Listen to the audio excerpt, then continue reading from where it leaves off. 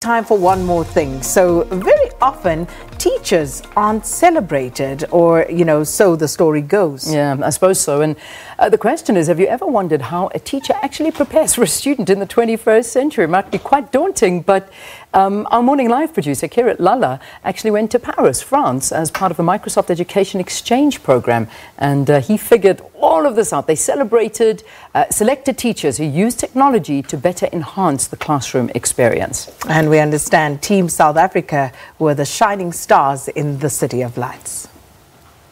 Paris is called the City of Light, not just because it sparkles at night, but because this is where the Enlightenment period occurred in Europe, thanks to Louis XIV in the 1600s, who invested heavily in the education of his country.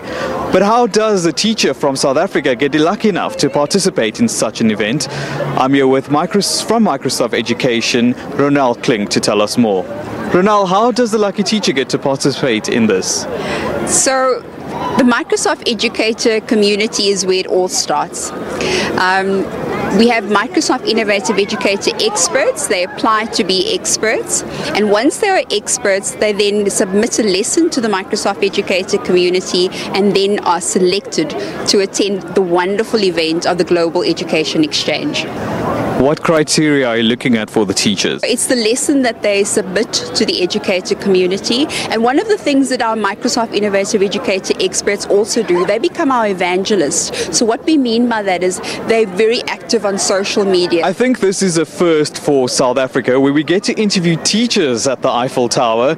They are here, of course, for the Microsoft Education program that's happening in Paris. It's called E2.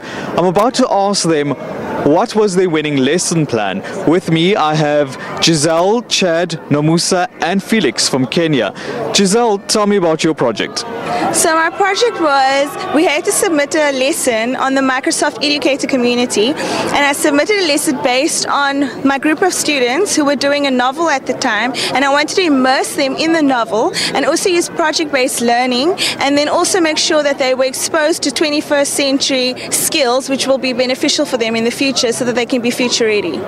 Chad, your project? I submitted a lesson on the heritage trails through South Africa, where I used quite a few of the Microsoft Education apps to help the learners collaborate, work together, and also provide an immersive experience. Nomusa, your project?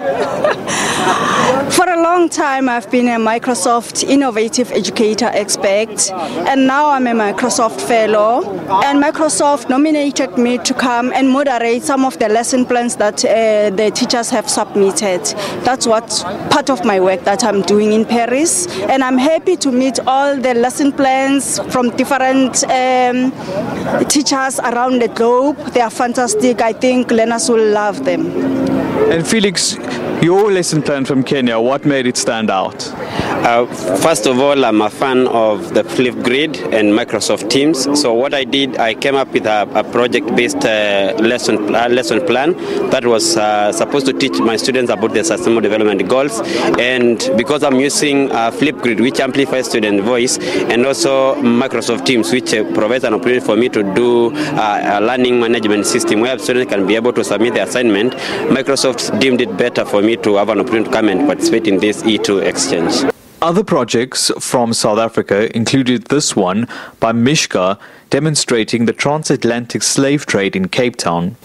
And this project by Chenille School, which is Stain City. They used Minecraft to model their school. There was also a gala dinner celebrating the teachers here at E2. Although the fourth industrial revolution has been blamed for many job losses and changing the nature of work, if you think about it, teaching remains one of those professions that will remain vital. You still have to be in a classroom to learn about mathematics and science, as well as computers. Kirat Lalla, SABC News in Paris, France.